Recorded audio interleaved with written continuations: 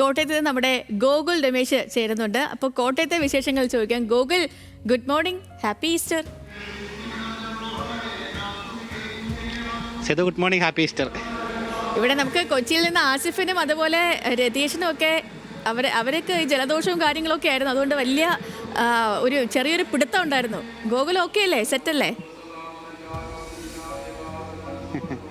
ഓക്കെയാണ്, ആരോഗ്യം ഓക്കെയാണ്. ഓക്കെ. അപ്പോൾ എന്തുണ്ട് ഈസ്റ്ററായിട്ട് പരിപാടിയൊക്കെ എന്താ?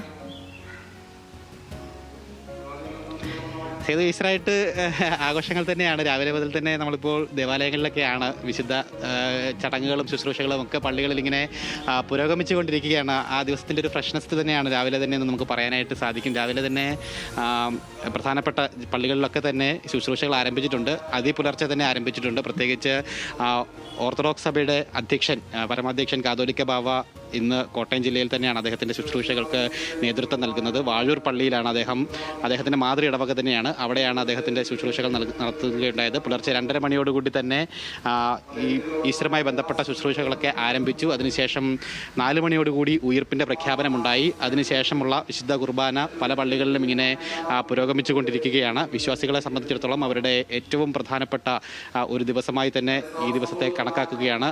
അതുകൊണ്ട് തന്നെ എല്ലാവരും രാവിലെ മുതൽ തന്നെ ഈ ശുശ്രൂഷകളിലൊക്കെ ഭാഗമായിട്ട് പ്രാർത്ഥനാ നിരതരായി തന്നെ എല്ലാ പള്ളികളിലും ഉണ്ട് എന്നുള്ളത് തന്നെയാണ്.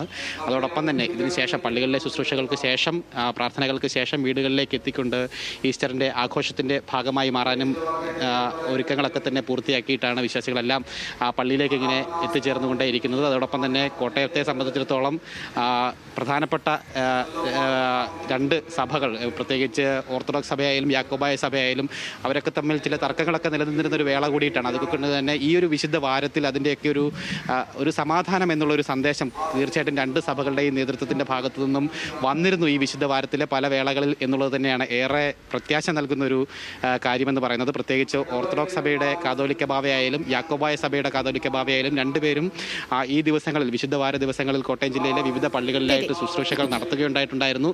ആ വേളകളിലൊക്കെ തന്നെ സന്ദേശമെന്നോണം പരസ്പരം സമാധാനം. അപ്പം നടക്കട്ടെ, പരിപാടികളൊക്കെ നടക്കട്ടെ. നമ്മൾ ദേവാലയങ്ങളിലെ കാഴ്ചകളാണ് കണ്ടത്. വിശ്വാസി സമൂഹം ഈസ്റ്റർ ആഘോഷിച്ചുകൊണ്ടിരിക്കുകയാണ്.